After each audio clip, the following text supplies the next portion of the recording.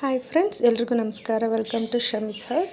ಇವತ್ತು ನಾವು ಕ್ಯಾಬೇಜ್ ಬಜ್ಜಿ ಮಾಡೋಣ. ತುಂಬ ಟೇಸ್ಟಿಯಾಗಿರುತ್ತೆ. ಬನ್ನಿ ಸ್ಟಾರ್ಟ್ ಮಾಡೋಣ. ಈಗ ಒಂದು ಪಾತ್ರೆಗೆ 1-2 ಈರುಳ್ಳಿ ಹಚ್ಚಿಟ್ಕೊಂಡಿದ್ದೀನಿ, ಅದನ್ನು ಹಾಕ್ತಾಯಿದ್ದೀನಿ. ಚಿಕ್ಕದಾಗಿ ಹೆಚ್ಕೊಂಡು ಹಾಕ್ಕೊಳ್ಳಿ. ಮತ್ತು ಇವಾಗ ಸ್ವಲ್ಪ ಶುಂಠಿನ ತುರಿದಿಟ್ಕೊಂಡಿದ್ದೀನಿ, ಅದನ್ನು ಹಾಕ್ತಾಯಿದ್ದೀನಿ.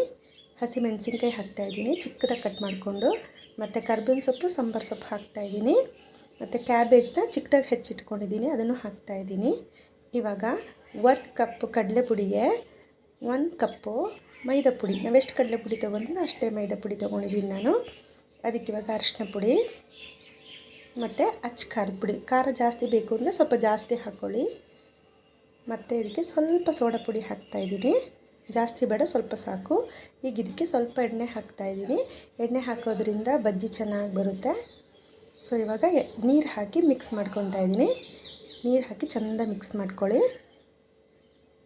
ಚೆನ್ನಾಗಿ ಮಿಕ್ಸ್ ಮಾಡ್ಕೊಬೇಕು. ಚೆನ್ನಾಗಿ ಮಿಕ್ಸ್ ಮಾಡಿದ್ರೆ ಬಜ್ಜಿ ಚೆನ್ನಾಗಿ ಬರುತ್ತೆ. ಇವಾಗ ಇದಕ್ಕೆ ಸ್ವಲ್ಪ ಉಪ್ಪು ಹಾಕೋಣ. ಉಪ್ಪು ಹಾಕ್ತಾಯಿದ್ದೀನಿ ಇವಾಗ ನಾನು. ಉಪ್ಪು ಹಾಕಿ ಚೆಂದ ಮಿಕ್ಸ್ ಮಾಡಿ. ಚೆಂದ ಮಿಕ್ಸ್ ಮಾಡಬೇಕು. ಇವಾಗ ಸ್ಟವ್ ಮೇಲೆ ಎಣ್ಣೆ ಬಿಸಿ ಮಾಡೋಕ್ಕೆ ಇಟ್ಕೊಂಡಿದ್ದೀನಿ. ಬಿಸಿಯಾಗಿದೆ ಎಣ್ಣೆ. ಹಾಕ್ಕೊಳ್ಳೋಣ ಬಜ್ಜಿ. ಇವಾಗ ನೋಡಿ, ಈ ಥರ ಹಾಕ್ಕೊಳ್ಳಿ. ಇವಾಗ ತುಂಬ ಮಳೆ ಅಲ್ವಾ, ಆದ್ದರಿಂದ ಸಾಯಂಕಾಲ ಈ ಥರ ಬಜ್ಜಿ ಮಾಡಿಕೊಡೋದ್ರಿಂದ ಎಲ್ರಿಗೂ ತುಂಬ ಇಷ್ಟ ಆಗುತ್ತೆ ತಿನ್ನಲಿಕ್ಕೆ. ಮನೇಲಿ ಎಲ್ಲರೂ ಟ್ರೈ ಮಾಡಿ. ನೋಡಿ, ಒಂದು ಸೈಡ್ ಬೆಂದಿದೆ. ಈಗ ಇನ್ನೊಂದು ಸೈಡ್ ಬೇಯಲಿ ಅಂತ ಮಗ್ಚ್ಕೊತಾ ಇದ್ದೀನಿ.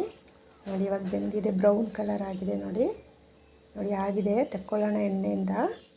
ನೋಡಿ, ಇವಾಗ ಆಗಿದೆ. ನೋಡಿ ಎಷ್ಟು ಚೆನ್ನಾಗಿ ಬಂದಿದೆ ಅಲ್ವಾ. ಎಲ್ಲರೂ ಮನೇಲಿ ಟ್ರೈ ಮಾಡಿ. ಹೇಗಾಗಿದೆ ಅಂತ ಎಲ್ಲರೂ ನನಗೆ ಕಮೆಂಟಲ್ಲಿ ತಿಳಿಸಿ. ಎಲ್ಲರೂ ನನ್ನ ಚಾನಲ್ನ ಸಬ್ಸ್ಕ್ರೈಬ್ ಮಾಡ್ಕೊಳ್ಳಿ, ಸಪೋರ್ಟ್ ಮಾಡಿ, ಲೈಕ್ ಮಾಡಿ. Thank you.